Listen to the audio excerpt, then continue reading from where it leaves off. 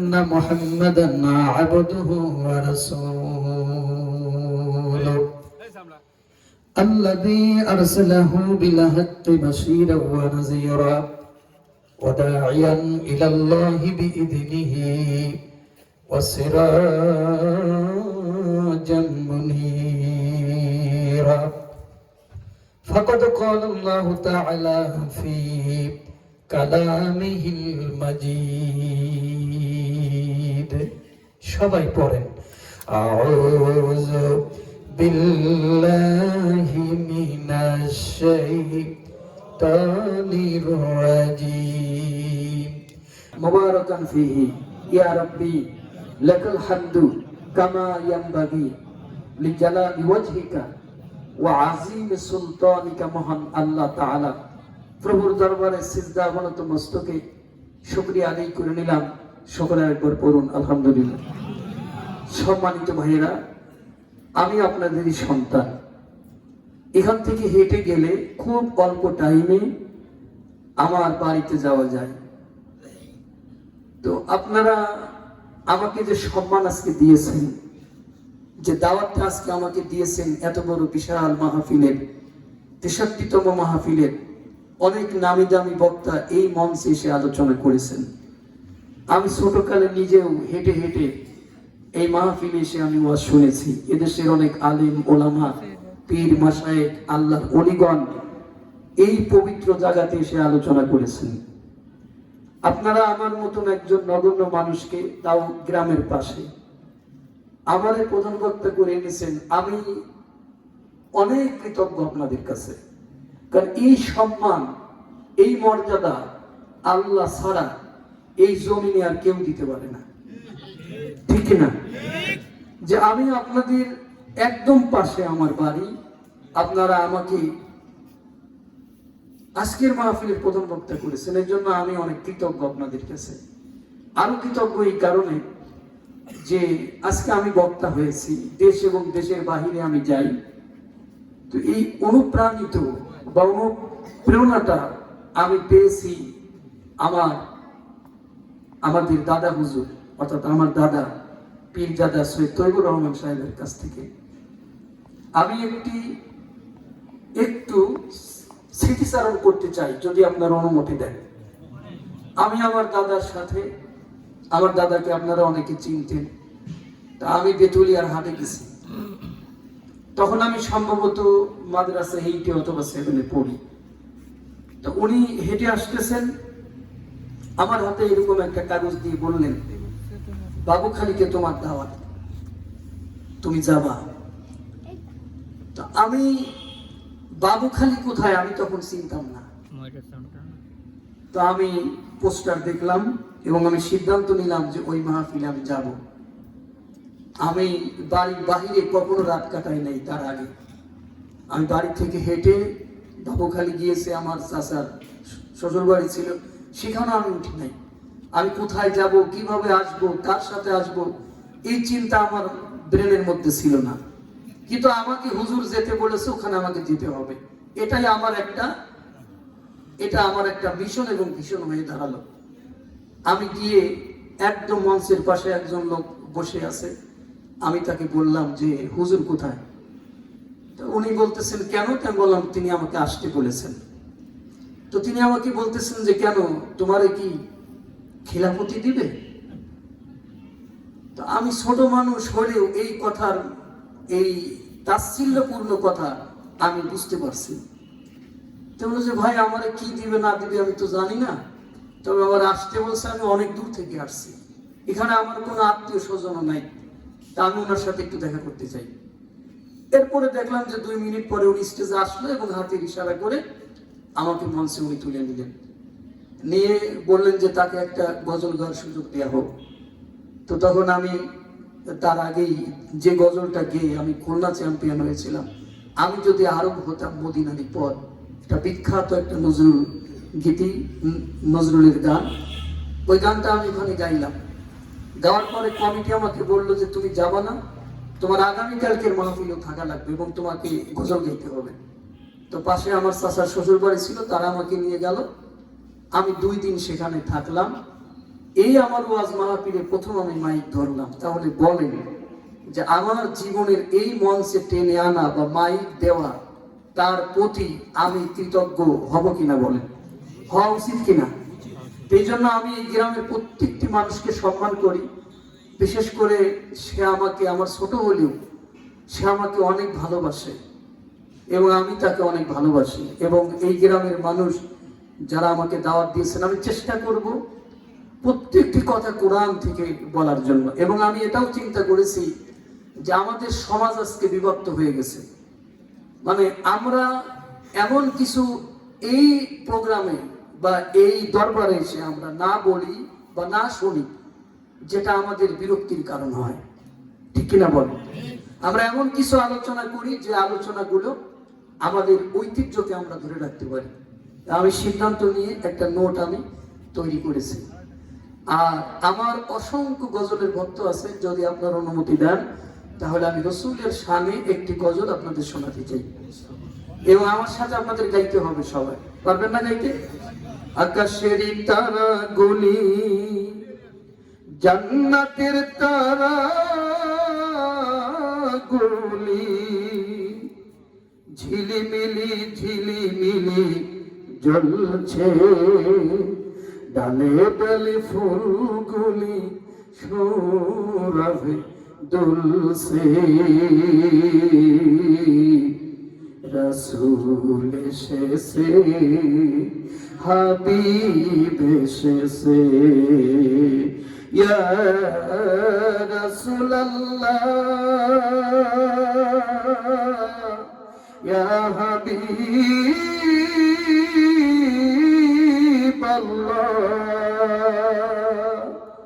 রাসূল এসেছে, হাবিব এসেছে, সবাই রাসূল এসেছে, হাবিব এসেছে।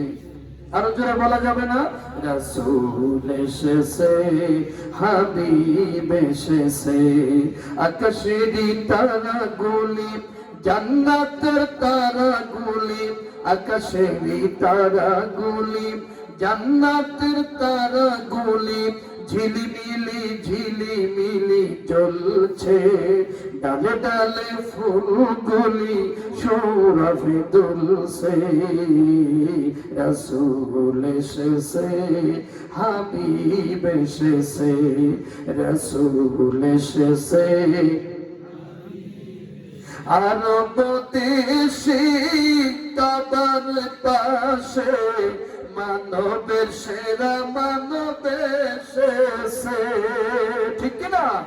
আরব দেশে কাবার পাশে মানবের সেরা মানব এসেছে, ওকে এসেছে দুনিয়া এসেছে, ওকে এসেছে দুনিয়া এসেছে, রাসূল এসেছে, হাবিব এসেছে, রাসূল এসেছে, হাবিব এসেছে, ধন্য ধন্য হয়েছে ধন্য নবীকে যে ভালোবেসেছে,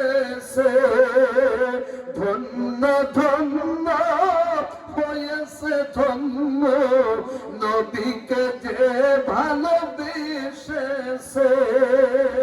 দোজখ হারাম আরাম আরাম জান্নাতি যার নাম লিখেছে, ওকে এসেছে দুনিয়া এসেছে, ওকে এসেছে দুনিয়া এসেছে, রাসূল এসেছে, হাবিব এসেছে, আকাশের তারাগুলি, জান্নাতের তারাগুলি, আকাশের তারাগুলি, জান্নাতের তারাগুলি, ঝিলিমিলি ঝিলিমিলি জ্বলছে, ডালে ডালে ফুলগুলি সৌরভে দুলছে, রাসূল এসেছে, হাবিব এসেছে, রাসূল এসেছে, হাবিব এসেছে, রাসূল এসেছে,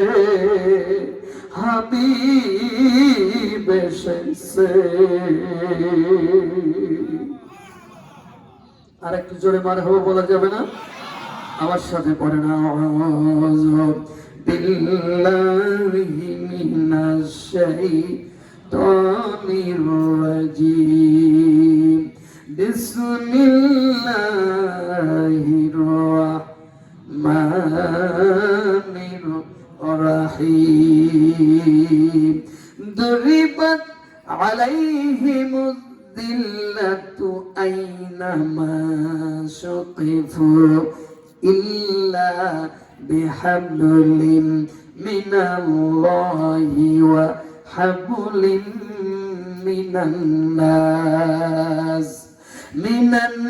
মিনান্নাসি ওয়া বা'উ বিগদাবিন মিনাল্লাহ وضربت عليهم المسكنة ذلك بأنهم كانوا يكفرون بآيات الله ويقتلون الأنبياء بغير الحق ذلك بما عصوا وكانوا يعتدون।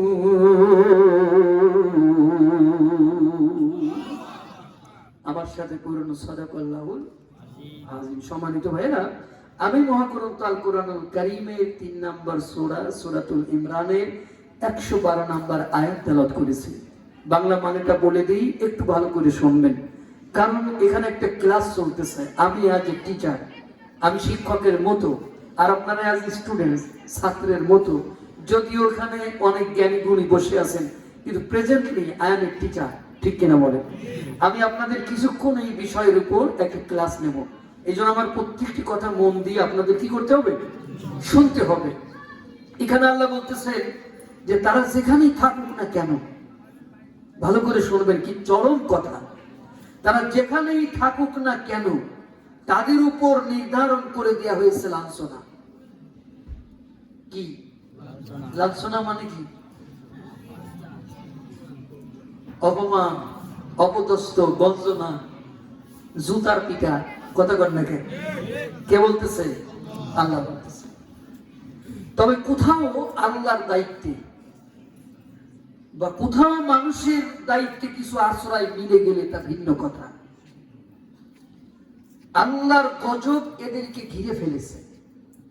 কার গজব? আল্লাহর গজব এদের ঘিরে ফেলেছে। এদের উপর মুখাপেক্ষিতা ও পরাজয় চাপিয়ে দেওয়া হয়েছে। চিন্তা করেন, মুখাপেক্ষিতা মানে অন্যের মুখাপেক্ষী হওয়া লাগবে, এবং এদের উপর পরাজয় চাপিয়ে দেওয়া হয়েছে। আর এটা করা হয়েছে, তাদের অপরাধ ছিল দুইটা। কয়টা? একটা হচ্ছে তারা কি করেছে?